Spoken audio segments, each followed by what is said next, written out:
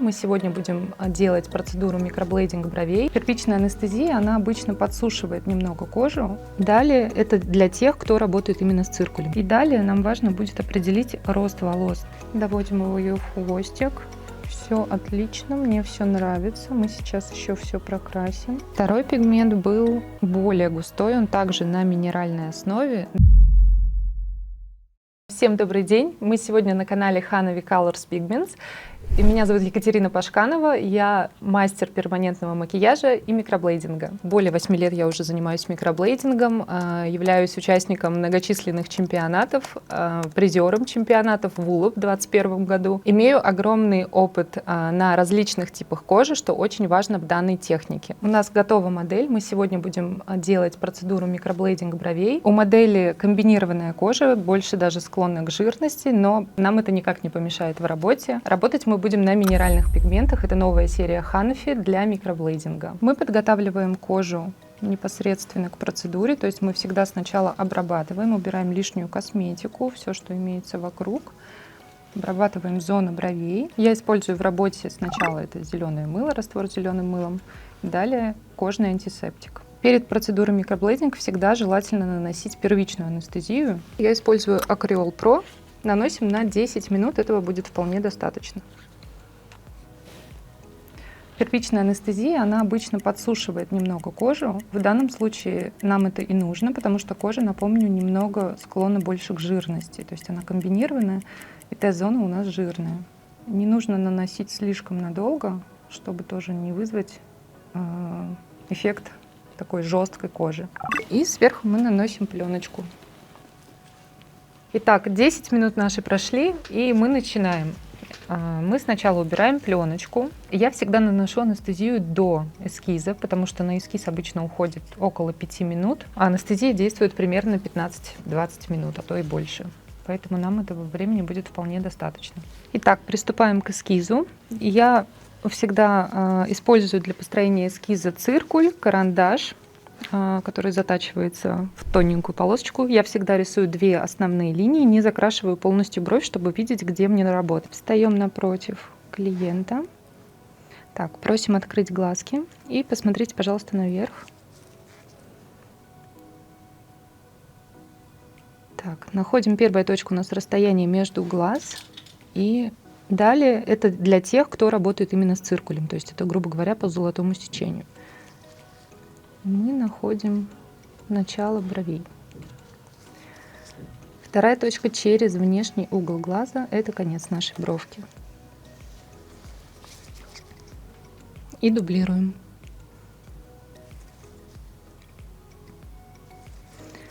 Далее мы замеряем расстояние между первой и второй точкой, проверяем ее со второй бровкой, находим апекс.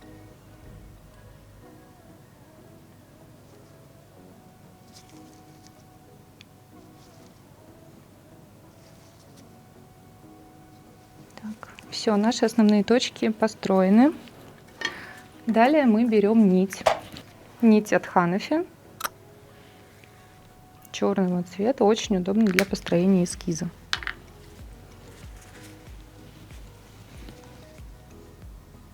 Так.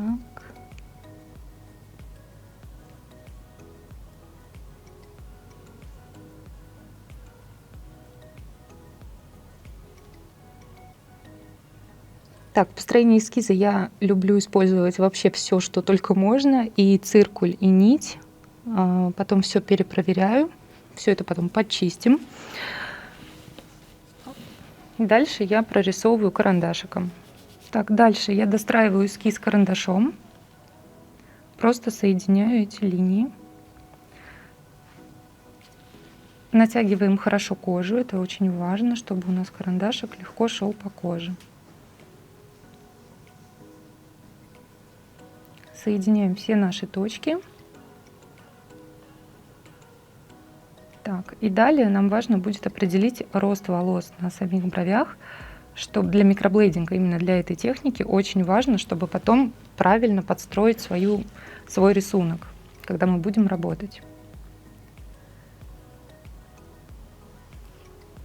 Ни в коем случае не работаем шаблоном, то есть и эскиз, и сам рисунок на бровях непосредственно волосков мы подбираем индивидуально. Так, вскрываем иголочку.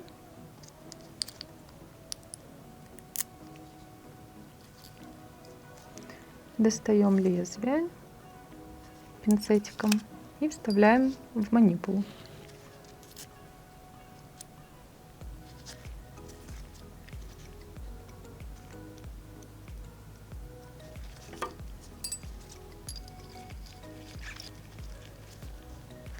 Все, наш инструмент готов к работе. В работе я использую новые пигменты от Hanafi для микроблейдинга. Это также минеральная серия пигментов от Hanafi, только более густые, так как для микроблейдинга нужна более густая текстура пигмента. Если пигмент будет слишком жидкий, волосок будет растекаться, и мы не будем видеть зону нашей работы. Давайте сейчас посмотрим, как отличаются по консистенции пигменты для микроблейдинга и для аппаратных техник.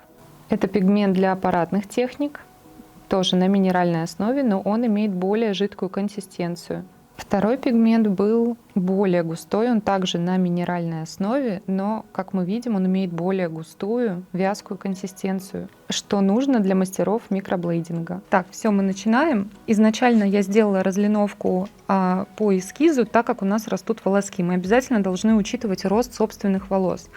От этого будет исходить построение нашей схемы в технике микроблейдинга. Мы начинаем, я беру прям совсем немного, на кончике иглы пигмента, нам не нужно много. И начинаем делать первый волосочек. Так как волоски у нас растут не ровно, потому что мы должны тоже учитывать всегда начало, как бровка начинается.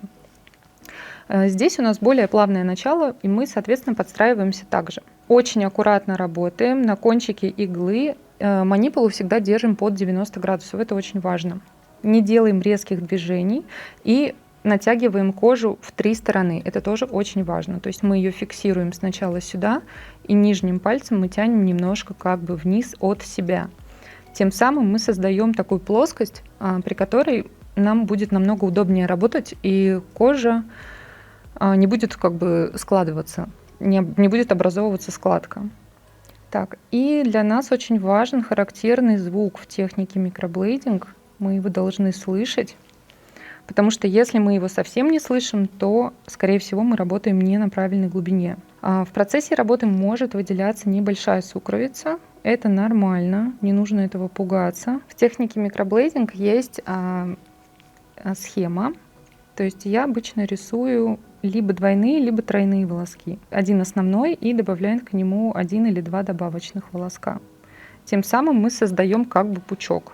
Нижние волоски, нижнюю линию мы ведем всегда наверх, верхнюю линию, соответственно, будем вести вниз по росту волосков. Так, и вот таким образом мы заканчиваем первую линию.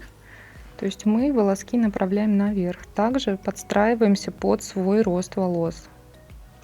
Также очень важно перед процедурой, я забыла об этом сказать, нужно всегда смотреть на наличие родинок либо шрамов. В микроблейдинге мы обязательно обходим все эти вещи, ну как и в любой технике перманентного макияжа. Я сейчас буду передвигаться немного сбоку, чтобы сделать прорисовать верхнюю линию.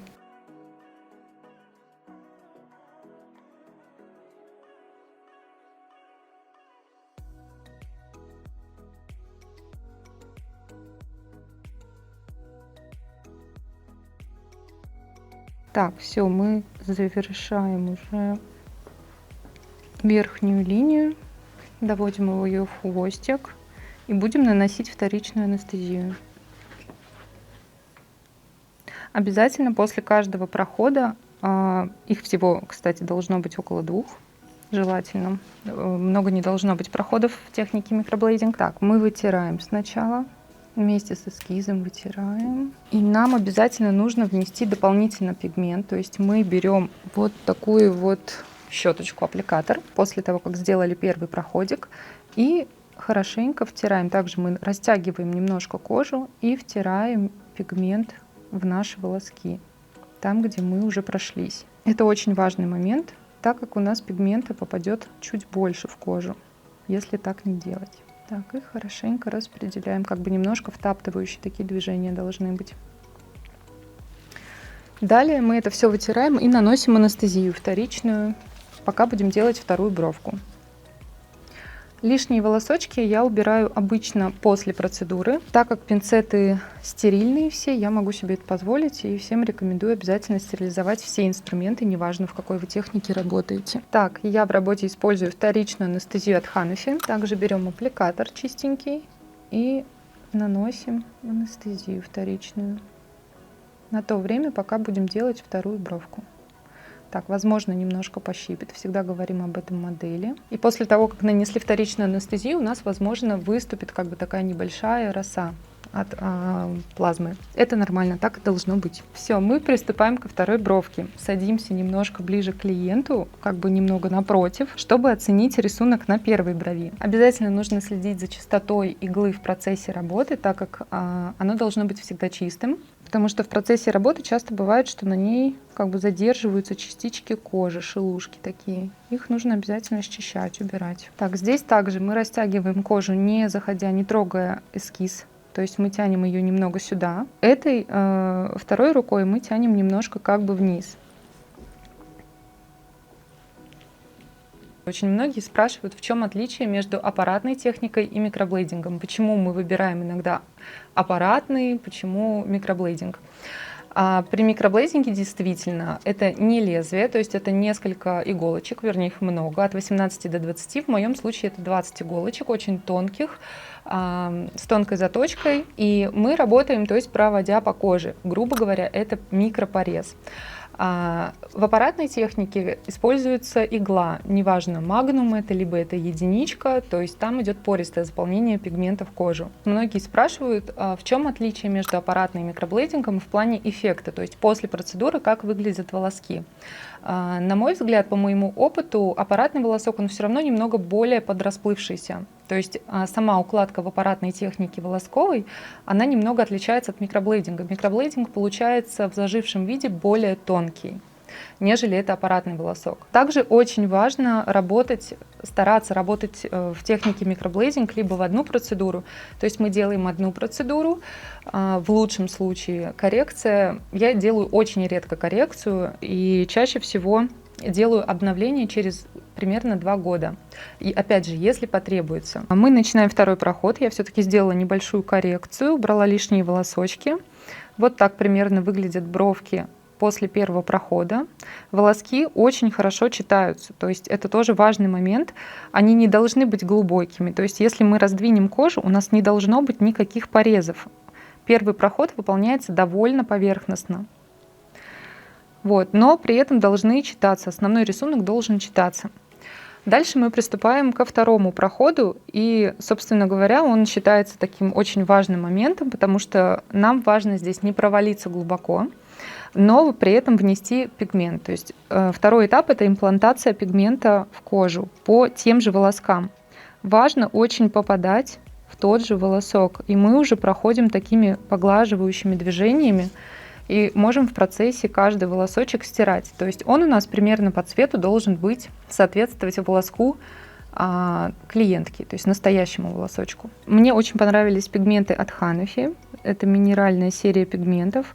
Очень интересно будет посмотреть в процессе, сколько клиенты будут носить бровки в данной технике. Очень понравились зажившие результаты, порадовали.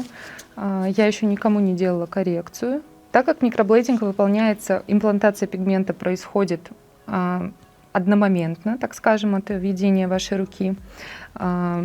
Здесь, конечно, нежелательно работать на органических пигментах, так как волосок со временем станет, скорее всего, синий, так как в органических пигментах везде присутствует Carmine Black. Минеральные пигменты в этом плане имеют преимущество, так как они, возможно, носиться будут чуть-чуть поменьше, нежели органика, но, скорее всего, инверсии цвета мы не получим, такой, как при органике. И клиент будет доволен, и в среднем, я думаю, что носка должна быть около 1,5-2 лет. Так, очень важно попадать в тот же волосок. И вот видите, я работаю прям как бы поглаживающими движениями, аккуратно, только на кончике иглы. Ни в коем случае не провожу резко линии, никаких резких движений. Потому что здесь нам главное имплантировать пигмент в тот же волосочек. И также после второго прохода мы прокрашиваем, вносим пигмент дополнительно микробрашем либо аппликатором. А также надо сказать, что когда вы работаете во втором проходе, вы должны перепроверять ваш волосок, то есть он по цвету уже должен примерно соответствовать волоску клиента. Так, вот мы находим наш волосочек и такими поглаживающими движениями аккуратно вводим пигмент. Так, обязательно просим клиента не ориентироваться на заживший результат, который мы получаем через неделю условно, потому что цвет в процессе заживления будет меняться, так как регенерация у нас происходит чуть дольше, чем 7 дней, примерно 28-35 дней в зависимости от возраста и индивидуальных особенностей клиента. Я продолжаю, уже заканчиваю второй проходик. Все отлично, мне все нравится. Мы сейчас еще все прокрасим. Будем заканчивать. Когда мы сделали второй проходик, мы обязательно дополнительно имплантируем часть пигмента. То есть я беру прям совсем немножко на аппликатор, равномерно распределяю такими немножко втаптывающими движениями, даже где-то против роста. Таким образом пигмент еще лучше войдет в кожу. Так, аппликацию с пигментом мы наносим буквально на минутку, втерли и сразу же вытираем. Далее мы проверяем по цвету, все ли хорошо. Если где-то нужно, можно точечно добавить. Так, я немножко скорректировала, убрала лишние волосочки. И сейчас будем имплантировать пигмент. Делать второй проходик на другой бровке. А на первую, кстати, я немножко нанесла вторичную анестезию от Ханафи, чтобы увидеть рисунок лучше и, соответственно, убрать лишнюю красноту для более удачного фото. Так, мы приступаем ко второй бровке.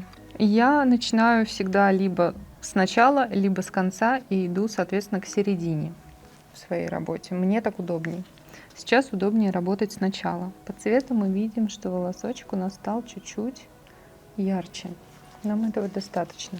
Самые частые ошибки у мастеров, кто работает в микроблейдинге, на просторах интернета, то, что я видела, это чаще всего засаженные сильно волоски, либо очень близко расположены. То есть в любом случае это все приведет к такой синеве, это все сольется, когда заживет. Не будет равномерного рисунка. Ну и несоблюдение схемы, потому что в микроблейдинге есть четко определенная схема укладки волосков. Если их располагать хаотично, тоже это будет некрасиво и, скорее всего, это все заживет непонятным фаршем. Почему еще все клиенты очень любят эту технику? Потому что даже после процедуры техника микроблейдинг выглядит очень-очень-очень красиво, эстетично. В отличие от напыления, все очень ее боятся, но нужно объяснять, что здесь прокрашиваются определенные волоски, поэтому у нас после процедуры получается более нежный такой воздушный эффект. То есть у нас есть расстояние между волосками нетронутой кожи, в отличие от напыления. Потому что напыление, оно всегда выглядит довольно ярко после процедуры, что тоже нормально. Это все нужно просто проговаривать клиенту заранее до процедуры. Так, вот мы заканчиваем уже, проработали уже в основном всю бровь вторую, и я немножко добавлю сейчас на кончиках, немножечко прям совсем подкрашу там, где это необходимо, и будем фотографироваться и проверять нашу работу. Сейчас я нанесу немного вторичной анестезии, чтобы убрать излишнюю красноту, чтобы было четко видно наш рисунок. Так, мы закончили процедуру и идем фотографироваться. В среднем процедура микроблейдинга длится от часа до 1,5, в зависимости от сложности работы. Если у вас есть какие-то дополнительные вопросы по процедуре, пигментам, вы можете писать в комментарии. И обязательно подписывайтесь на наш канал.